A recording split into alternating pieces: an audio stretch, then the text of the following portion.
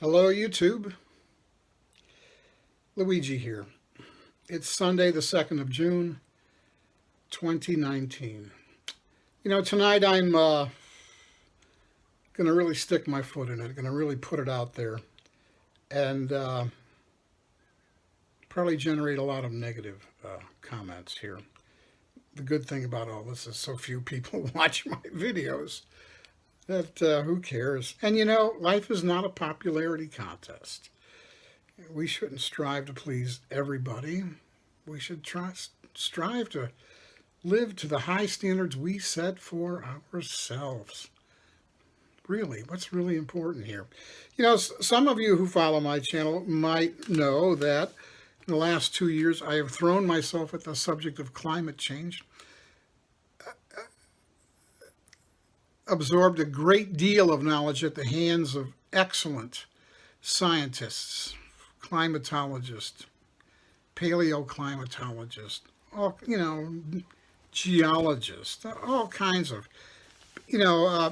evolutionary biologists, conservation biologists. Guy McPherson, the one I've sort of latched onto and glommed onto. I could call him my mentor here.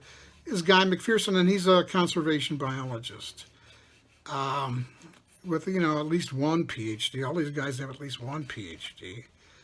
And he's been studying climate change for a long, long, long time. And his message has only gotten more dire as the world refuses to pay attention to it.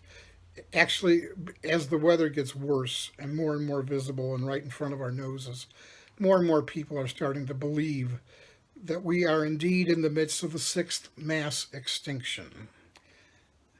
McPherson says there won't be a human being alive on the planet in 2026. Others push that date to 2030. Yippee! Another 4 years. Yay! Isn't that great?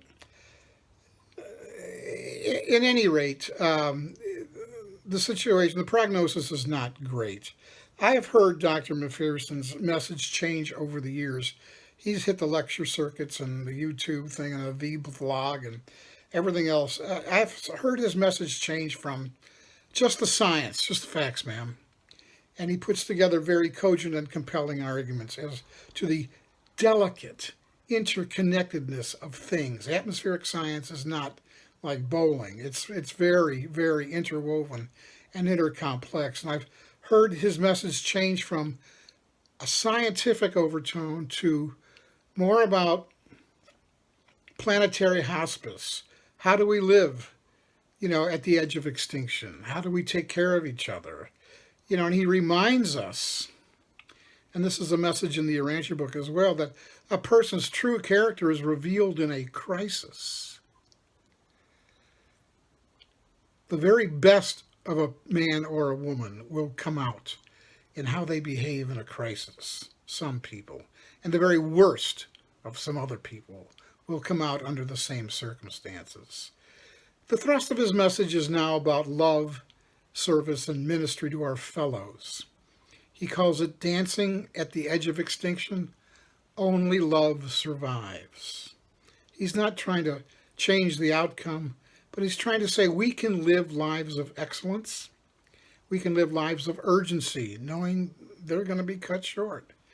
And we can live lives of love. Learn to love the people around you. And I think the fact that this scientist, and by nature he's agnostic, although he embraces a lot of Buddhist philosophy, such as even when it's not going to make a difference, do right action and then divorce yourself from the consequence of those actions.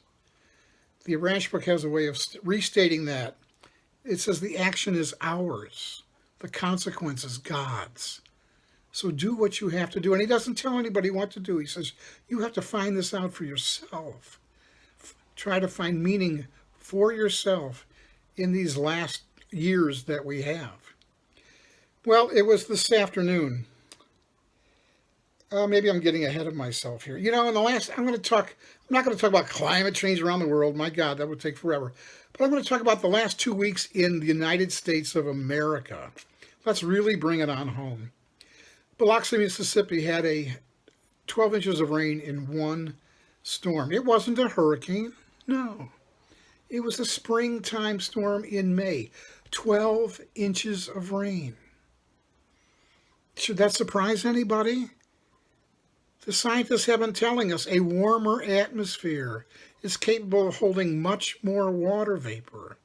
And the storms are going to become more frequent, more intense, and dump more and more precipitation. That's what happened in Biloxi about 2 weeks ago.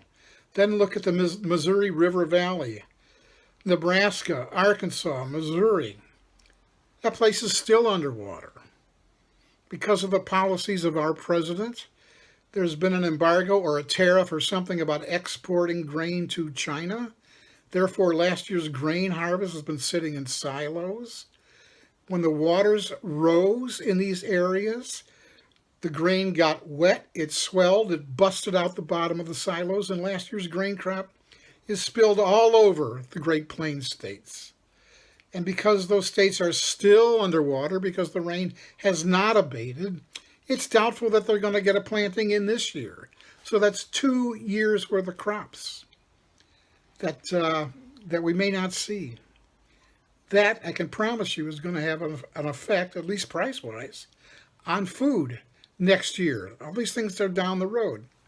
So am I glad that these things happened in Biloxi and in the Missouri River Basin? Of course not. But I think it's important that they happened in this country because too many of us are protected and insulated from what's been going on for the rest of the world for a long time. Horrible floods in Saudi Arabia. It's a desert country. Horrible floods in Iran. It's a desert country. Floods in India, floods in China, forest fires in Portugal, Italy, Greece, Iceland, wildfires in Russia. You know, if you're watching mainstream news, you're probably not seeing this stuff because our news is owned by the same corporations that produce fossil fuels, and they want you to think everything's just fine and dandy. Well, here we are. Even, the amount of climate change deniers, that number drops steadily year after year after year after year until the last one left is going to be the guy in the White House. People have eyes, they can see what's going on, and they're afraid because the message is not good. Here's what I predict could easily happen. As more and more of these storms come and more of these people clamber up to their rooftops waiting to be rescued, first responders and rescuers are going to be overtaxed to their limit. You might die of hydration on your rooftop as the sun beats down on you long before anybody's able to get you, because there aren't going to be that many rescuers who are free to pick everybody up. It's a simple matter of being overtaxed relative to the huge numbers around. So, Guy McPherson, we're in the midst of the 6th mass extinction. 250 species a day are going extinct. There's a term called the insect apocalypse, where the insects are disappearing. All the insects studied worldwide, and it's not all of them, but the ones that have been studied, their biomass is down 80%. There are anecdotal stories of long-distance truckers who travel coast to coast in this country, and they tell us, wasn't that long ago I had to stop at every rest stop and scrape the bugs off my windshield. Now I can make the whole trip without doing it once. I live in New Hampshire. I used to feed the birds, and I loved hearing their songs. I'm still basically out in the woods, but if I hear a single bird, it's like, oh my God, there's a bird. It used to be deafening with songbirds. It simply isn't anymore. Fish kills around the world. All over in the oceans, rivers, and lakes, hundreds of thousands and millions of fish are just floating up dead. Why is this? I'm going to give you a few reasons. Then I'm going to get off this topic and back to the extinction part. Why is this? Well, a lot of species can only live in a narrow range of water temperatures. The waters have simply gotten too hot. The oceans have gotten too acidified. A lot of species only live within a narrow pH scale. The oceans are oxygen starved. They have taken on all the CO2 they can hold, and the rest gets dumped into the atmosphere. I mean, how many more reasons do you want? The big one, the big elephant in the room is Fukushima. Come on, people. Fukushima. When's the last time you heard of that? It's just too boring now. No one's interested anymore. Fukushima. So here we are. Dr. McPherson says 2026 there won't be a living soul on the planet. And why? Because of loss of habitat. The third rock from the sun, the planet will still be here. It'll still orbit around the sun. But there will be no habitat for living creatures. And we are animals, creatures like us. And all the other creatures that we depend on. The bugs, the microbes who purify our water, the earthworms that aerate our soil in the farms, the tiniest things, you know. Birds are falling like crazy, dropping out of the sky. If they're bug eaters, they're probably starving to death. An entire colony of a certain type of penguin disappeared overnight in Antarctica, and they conjectured they were starving to death. As the weather has gotten warmer, orcas, killer whales, are making their ways into the Arctic, subarctic, Antarctic latitudes, and they're just gorging themselves on seals and sea lions and fish sources that the polar bears used to eat. You know, what happened with Hurricane Michael and Panama City Beach? That wasn't supposed to get there that fast and become a Category 5. It wasn't that far away, but that ocean, the Gulf of Mexico, was at the hottest temperatures we had ever seen. There was all the energy in the world for it to get strong, all the water in the world for it to get strong. And Michael tore across the Gulf, made a beeline for Panama City Beach. And that city looks like Hiroshima did. Harvey, that decimated Houston. Why would a hurricane dump 40 to 50 inches on a city? Because of the stalled jet stream. These fronts don't move off like they used to. The jet stream is stalled because of the loss of ice in Antarctica. See, I'm trying to tell you, rather than just say, oh, it's a hoax, I'm trying to lay down some science for the reasons that things are the way they are. Okay, I heard Guy McPherson today. He says, I hate delivering this message. I go to college campuses and I bring kids to tears. Kids in their 20s realize they're not going to have a full shot at life. He says, I'm 58, and a significant part of my life is going to be cut short. I'm 67, and you know, I'm gonna see it through, you know. So he says, I hate delivering this message, but it's my message, and I feel compelled to go out there and share it. Wouldn't you want to know? If you had a terminal disease, wouldn't you want to know how much time you had left? So I heard Dr. McPherson today say in one of his taped interviews, he says, I don't see any way out of this except through a miracle. And he says, I'm all for a miracle, or several miracles. I'm all for one. Well, I've got one. You know, I've been reading this book.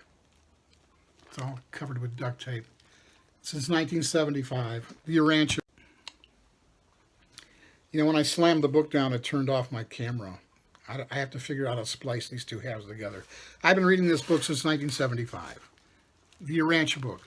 This is my copy. It's all held together with duct tape. And many years ago, I read Paper 51, Section 2. And I connected the dots. That's what I do. I have the kind of mind that can connect disparate dots. Okay? I'm going to read you 2 paragraphs. The first paragraph, you're not going to understand it, and don't worry that you don't understand it.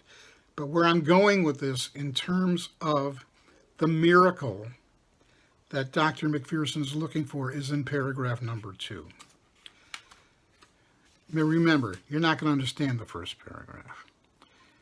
Adams and Eves are semi-material creatures, and as such are not transportable by seraphim. They must undergo dematerialization on the system capital before they can be enseraphim for transport to the world of assignment. The transport seraphim are not able to affect such changes in the material suns and in other semi-material beings as enable them to be enseraphimed and thus to be transported through space from one world or system to another. but about 3 days of standard time are consumed in this transport preparation, and it requires the cooperation of the life carriers to restore such a dematerialized creature to normal existence upon arrival at the end of the seraphic transport journey. Okay, now you can pay attention.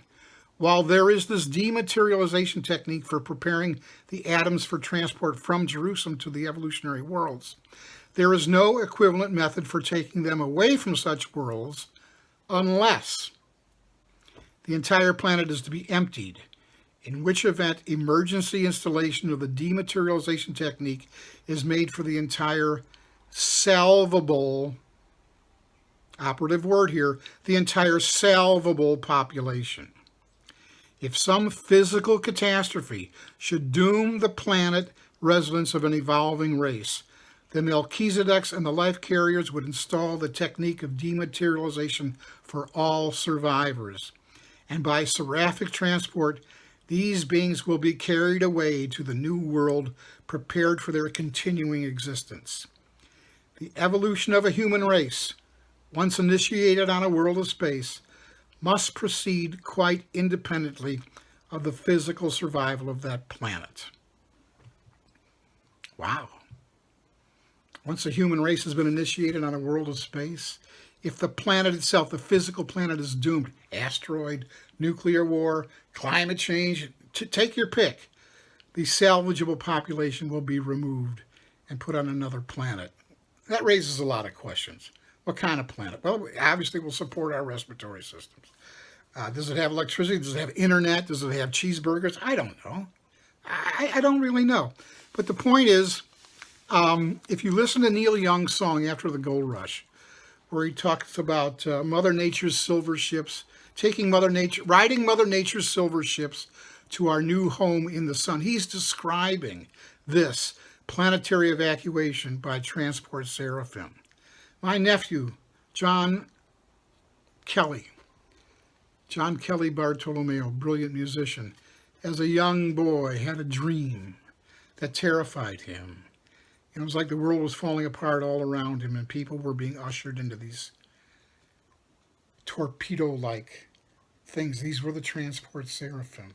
They only hold one person, and when the insulation shield closes and you blast off for the new world in the sun.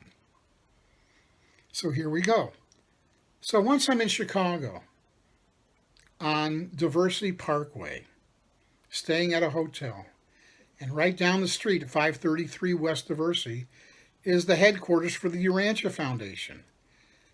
Well, this is a great opportunity for me. I walk in the door. I introduce myself to this guy. His name was Robert Scalone, another Italian. He's the director of Readers Services.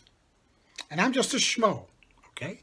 He's the director of Readers Services at the Urantia Foundation. And I walk in, and we're chatting and we're talking. How long you've been reading? Since 1975, blah, blah, blah. And I asked him, I said, what do you think of the description in the Urantia book that describes the technique for the rapture?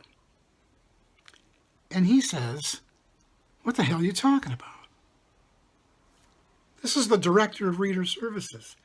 I said, surely you must have read this and connected the dots. He goes, no, I don't know what you're talking about. I said, do you have a book?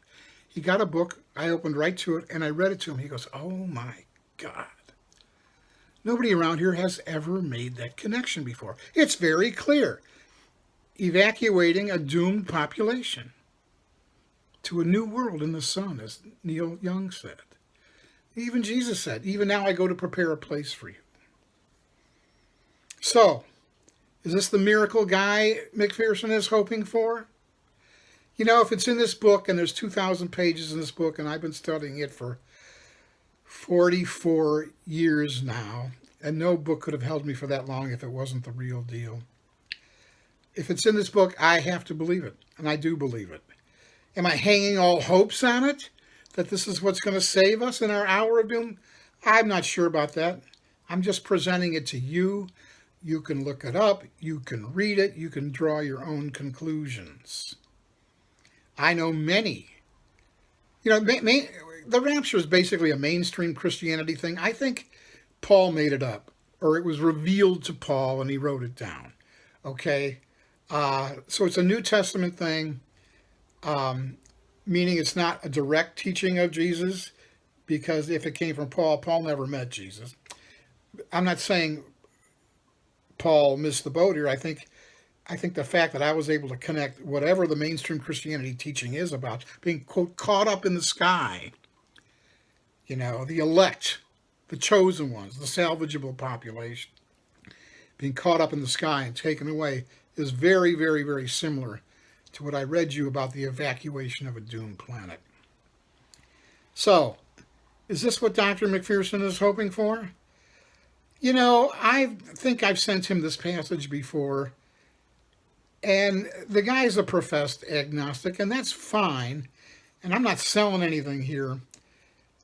But because I've heard the tone of his message change over the months, and where he's talking about love and service and ministry, living lives of excellence, living lives of desperation, loving the people around you, and hoping for a miracle, I hope Dr. McPherson researches this one paragraph on his own, and I hope it gives him hope. Am I expecting it to change his message? I don't know. I think I'm going to call this video Planetary Extinction, Annihilation, Hope Where There Is No Hope. Okay? All right, everybody. I've got to figure out how to splice these two pieces of video together. God bless you. I love you all. Take good care. Bye-bye.